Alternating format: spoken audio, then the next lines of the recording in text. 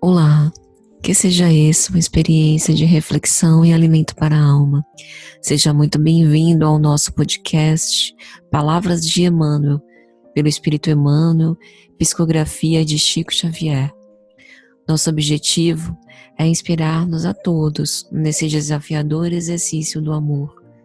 Aqui queremos proporcionar um momento de reflexões, sendo que inicialmente leremos o texto e a seguir adicionaremos alguns raciocínios sobre o que foi lido. Se você gostou, ajude a divulgar e compartilhe com quem você acha que pode gostar. Todo o mérito nós dedicamos a Cristo Jesus. Na esperança de que seja de alguma sorte útil os nossos votos de muita paz. Liberdades. Somente o dever bem cumprido nos confere acesso à legítima liberdade. Preconiza-se na atualidade do mundo uma educação pela liberdade plena dos instintos do homem, olvidando-se, pouco a pouco, os antigos ensinamentos quanto à formação do caráter no lar. A coletividade, porém, cedo ou tarde, será compelida a reajustar seus propósitos. Somente o bem pode conferir o galardão da liberdade suprema, representando a chave única, suscetível de abrir as portas sagradas do infinito à alma ansiosa.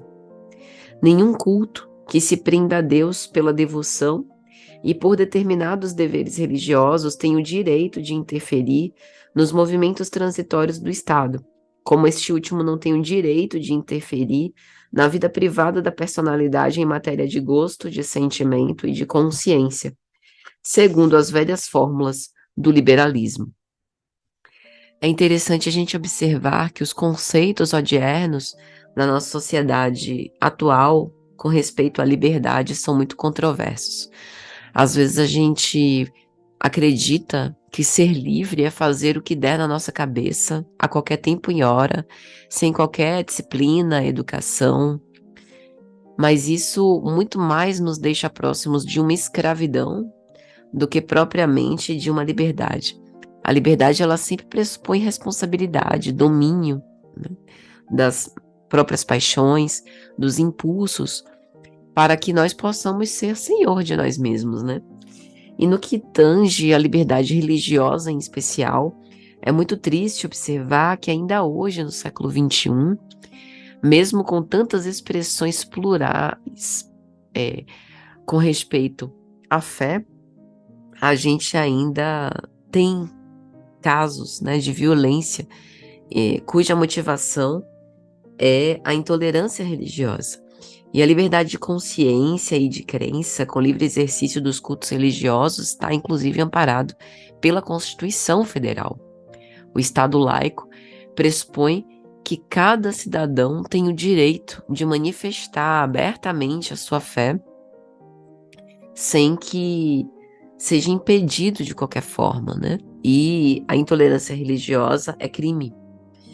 Então, quando a gente observa os atos de Jesus, especialmente quando a gente analisa, né, estuda com mais detença o capítulo 8 do Evangelho de João, a gente observa que, assim, a forma mais indefectível, a forma mais clara de mostrar a fé que a gente abraça é justamente pelos atos. Nesse discurso, que está no capítulo 8 de João, Jesus se volta para os judeus e diz que ele, como filho de Deus, né, como filho do homem, faz apenas tudo o que agrada a Deus. E ele nos diz que todo aquele que não cumpre a palavra divina não pode ser considerado filho de Deus.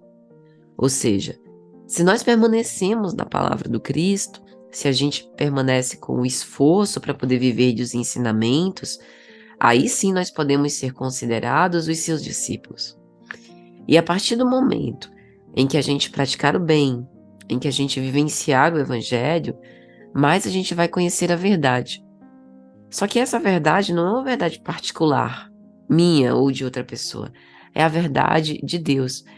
Então Jesus se coloca como modelo por conta dessa comunhão perfeita que ele tem com o Pai Celestial, a ponto de em seu espírito puro ser refletida a vontade de Deus.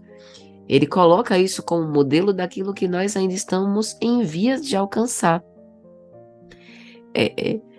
Nós, se permanecermos na palavra do Cristo, conheceremos a verdade, porque conheceremos os desígnios celestes, e aí sim nos tornaremos livres.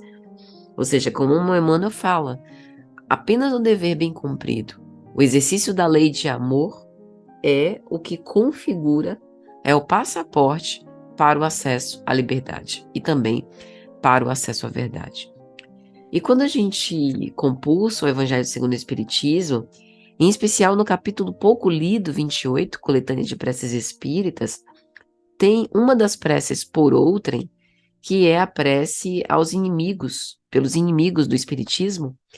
E aí no item 51 tem um prefácio de Kardec, em que ele vai falar sobre a liberdade, né, que está em O Livro dos Espíritos como uma das leis morais de Deus, lei de liberdade. Então Kardec vai dizer, nesse item do Evangelho, que de todas as liberdades, a mais inviolável é a de pensar, que abrange a liberdade de consciência, que nós não devemos lançar o anátema àqueles que não pensam como nós, porque assim nós estamos reclamando para nós mesmos a liberdade e negando aos outros, ou seja, para a pretexto de exercer a minha liberdade, eu não posso querer tolher a liberdade de quem quer que seja, porque isso é violar o primeiro mandamento, né, da caridade e do amor ao próximo. Mas ainda perseguir os outros por conta das próprias crenças, constrangê-los a atos exteriores que sejam aos nossos olhos significativos, relevantes, mas não para as outras pessoas. Isso é um abuso. Então toda insistência, né, é uma forma de violência. A verdade, ela não é violenta, ela não convence, ela não persegue, ela não insiste, ela não precisa disso, ela simplesmente estua, ela simplesmente aparece, né?